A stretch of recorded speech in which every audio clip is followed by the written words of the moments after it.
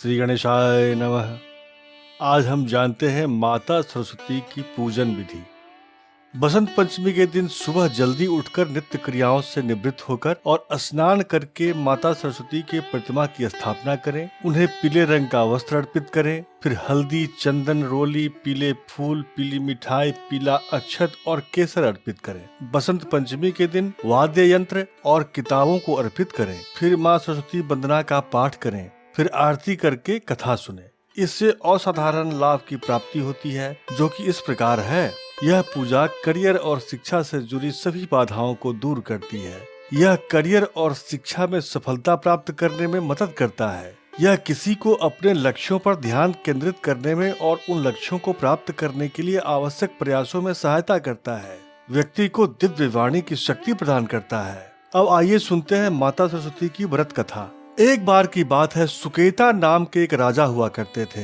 वे एक अच्छे व्यक्ति तथा सनातन धर्म के अनुयायी थे। उन्होंने धर्म के नियमों के अनुसार राज्य पर शासन किया। राजा अपने राज्य के नागरिकों की बहुत अच्छी देखभाल करते थे। सुवेदी नाम की उनकी एक बहुत ही सुंदर पत्नी थी। एक बार राजा सुकेता के राज्य पर आक्रमण हुआ और सुकेता को अपने शत्रुओं से युद्ध करने को विवश होना पड़ा। दुश्मन की सेना भारी पड़ी और राजा सुकेता के राज्य पर दुश्मनों ने कब्जा कर लिया। राजा अपनी जान बचाते हुए भागकर अपनी पत्नी के साथ एक जंगल में पहुंच गए।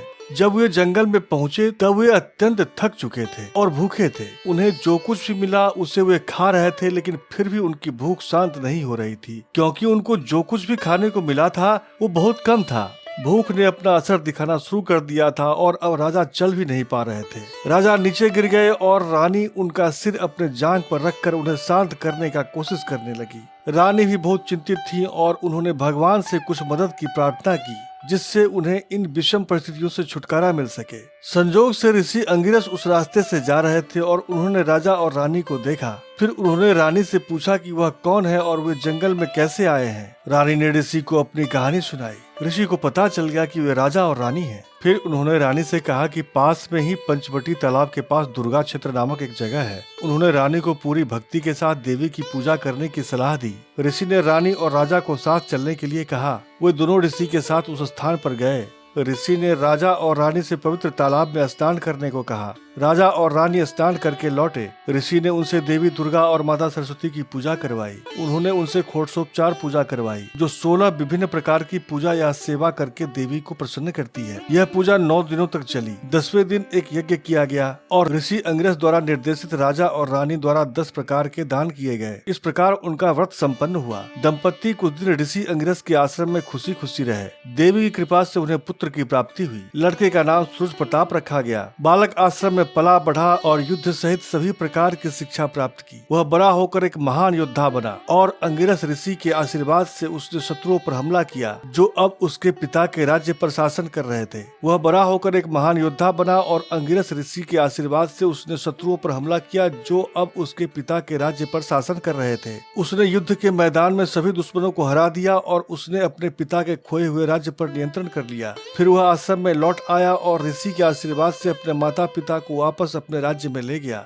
उस दिन से रानी सुवेदी हर साल इस व्रत को करती हैं और उनका परिवार हमेशा के लिए खुशहाल हो गया। ऐसी मान्यता है कि जब भगवान ब्रह्मा ने दुनिया की रचना की थी, तब इस धरती पर हर एक चीज मौजूद थी, पर सब कुछ शांत एवं मुक्त थी। इस कमी को दूर करने के लिए उन्होंने तपस्या के द्वारा माता सरस्वती को उत्पन्न किया था। माता के 3 हाथों में वीणा, पुस्तक और माला मौजूद थी। वहीं चौथा हाथ आशीर्वाद देने की मुद्रा में था। प्रकट होने के बाद माता ने अपनी वीणा से ऐसा धुन छेड़ा कि हर एक जीव में स्वर आ गया। कहा जाता है कि इसी की वजह से इनका नाम सरस्वती पड़ा था। तब से लेकर अब तक देवलोक और मृत्युलोक पे माँ सरस्वती की पूजा विधिवत तरीके से की जाती है। एक बार जोर से बोलिए माता सरस्वती की जय। सनातन प्रेमियों से अनुरोध है कि ऐसे रोचक कहानियों को जानने और समझने के लिए इंस्पायरिंग सनातना को अवश्य सब्सक्राइब करें तथा लाइक से हमारा उत्साह वर्धन करें। कमेंट के माध्यम से अपना सुझाव भेजें, जिससे हम अपनी प्रस्तुति तदनुरूप कर सकें। धन्यवाद।